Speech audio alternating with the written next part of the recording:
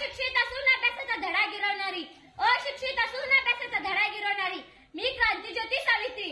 होय, मी सावित्रीबाई फुले बोलते. मी सावित्रीबाई फुले. माझा जन्म 3 जानेवारी 1831 रोजी सातारा जिल्ह्यातील नायगाव येथे झाला. वयाच्या 9व्या वर्षी वयाच्या 9व्या वर्षी महात्मा ज्योतिबा फुले यांच्याशी माझा विवाह झाला. मला शिक्षणाची अजिबात गंध नव्हती, पण माझे पती ज्योतिबा यांनी मला शिकविले आणि घडविले. पुण्यातील भिडेच्या वाड्यातील मुलींसाठी पहिली शाळा काढली, पण तिथे शिकवण्यासाठी कोणीच तयार नव्हते. तेव्हा या ठिकाणी पाठवण्याचे ज्योतिबांनी ठरविले. पण मी होते अक्षर शत्रू. मला लिहिता येत नाही आणि वाचताही. पण ज्योतिबाने खूप कष्ट घेऊन मला शिकवले. मला शिकण्याची हौस होती म्हणून मी मनावर घेऊन लवकरच शिकले. पुण्यातील भिडेच्या वाड्यात शिकवण्यासाठी मी तयार झाले, पण समाजातील काही कर्मठ लोक याला विरोध करू लागले. मुलींना तर शाळेत पाठवतच नव्हते. शिवाय मला शाळेला जाताना रस्त्यावरून शिव्याशाप देऊ लागले, अंगावर शेळ टाकू लागले, दगडगोटाने मारू लागले.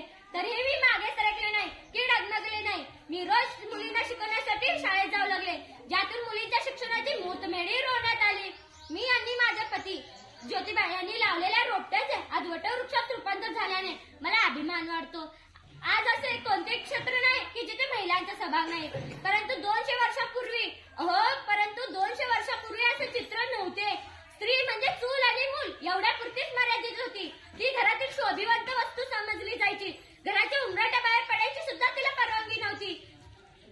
शिक्षण हे मानवी जीवनाचा विकास होतो हे ज्योतिबांनी जाणले होते. म्हणून त्यांनी सर्व प्रकारचे प्रयत्न करून महिलांच्या शिक्षणासाठी अहोरात्र कष्ट केले. जर माझ्या जीवनात ज्योतिबा आले नसते तर मी सर्वसामान्य सावित्री राहिले असते. क्रांतीज्योती कधीच झाले नसते. आजही स्त्री भ्रूण हत्या, हुंडा पद्धती, बालविवाह, विधवांचे हाल पहिले की दुःख होते. महिला शिकली, सावरली, कमावती सुद्धा झाली, पण ती स्वतः मुक्त झाली नाही. ज्या दिवशी ती स्वतःचे निर्णय स्वतः घेईल तो तिच्या सोनियाचा दिन असेल. हे जेव्हा मी माझ्या उघड्या डोळ्याने पाहते मला अस्वस्थ वाटते.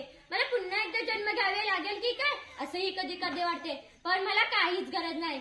फक्त तुम्ही तुमच्या मुलीला उच्च शिक्षण देऊन तिला तिच्या पायावर उभ्या करण्याची क्षमता ठेवा. हाच माझा पुनर्जन्म असेल. अज्ञानतिमिर दूर करावा एक क्रांती ज्योती तेवली. अज्ञानतिमिर दूर करावा एक क्रांती ज्योती तेवली. मी ज्योतिबांची सावित्री आणि अनाथांची माय माऊली. मी ज्योतिबांची सावित्री आणि अनाथांची माय माऊली. धन्यवाद.